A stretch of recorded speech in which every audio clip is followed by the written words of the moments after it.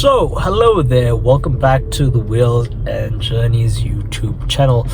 I'm your host, Prashava Naidu, and today we have quite an interesting choice of vehicle this week.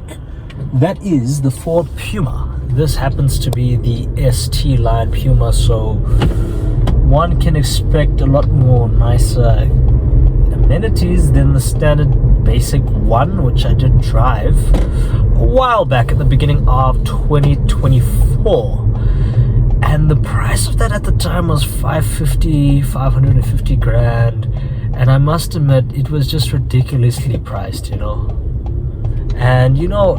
have to admit, cars are just, they're not getting any cheaper, especially for this segment of the compact SUV line. But that being said, yes, the ST line, what does one expect when you look at it from its point of view?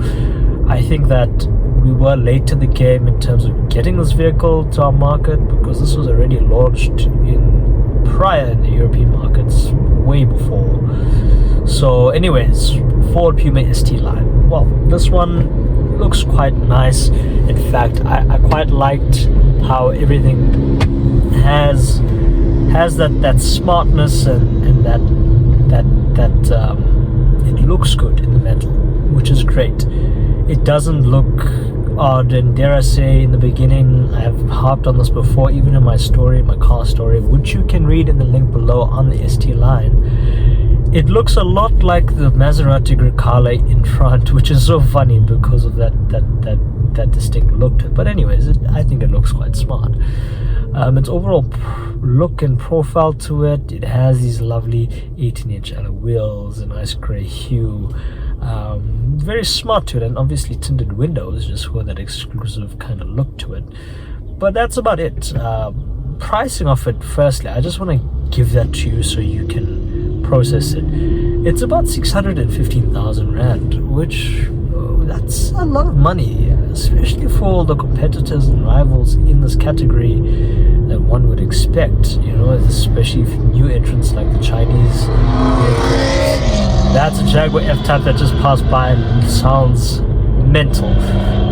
But especially from Chinese entrants, like the Haval H6 or even the Haval Jolin Pro, that's lovely. But other than that, yeah, it's for that money, 615,000 rand is a lot of money that you're forking out from your pocket. But hey, coming back to reality, yes. How does it look in the metal? It looks quite good. It's smart, panoramic sunroof, lovely, and inside, it was much fanfare for it. I must admit, I did like the leather quilted seats, the leather wrapped steering wheel, little like fiber. I wouldn't go far to say carbon fiber accents, but on the dashboard it has some synthetic carbon fiber accents, which look nice. And your infotainment screen, it's so dated, it's giving 2016 vibes, but it's still effective. It has wide Apple CarPlay. But that's just about it. It's not really that jaw-droppingly wow, to put it. But other than that, it has massaging seats. And behind the wheel, your digital display, that's a nice touch to it. Adaptive cruise control, lane keeping assist, your reversing camera. It has all the nines, all the kits to the nines. That's about it, really. Space-wise, boot space, occupants do have a nice amount of room, but I do find this car to feel a little claustrophobic at times. Boot space is decent. I'll put the figures there. And this is my second time driving the Ford ST line, and when I first had to go in it last year, my complaint was that I just felt maybe it was a tad too bit thirsty. I thought maybe for a compact SUV, it does have a 1.5 liter EcoBoost turbocharged motor, so you'd expect it to feel somewhat responsive, somewhat good. I'm just trying to think if it's a 1 liter EcoBoost or 1.5. But that being said, yeah, it's a fairly good good responsive motor. It feels good. When you need the boost, it's there. When you just want to cruise, it's also a good cruiser. There's Eco, Sport, and Normal. But yeah, I've been averaging 6.7 liters, and I've been putting a lot of effort into my driving, just nice cruising about around. I haven't really been putting the pedal to the metal, so to say. I've been taking it easy, but it goes nicely. It's a smooth wielding vehicle.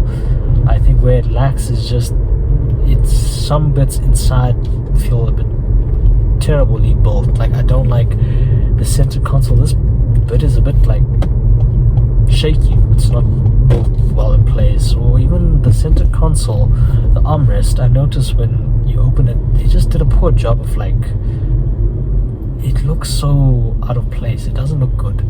It looks like whoever designed it, the way they cut it, it looks like a 12-year-old decided to cut. I don't know how to explain that, but in the armrest, it just looks meh.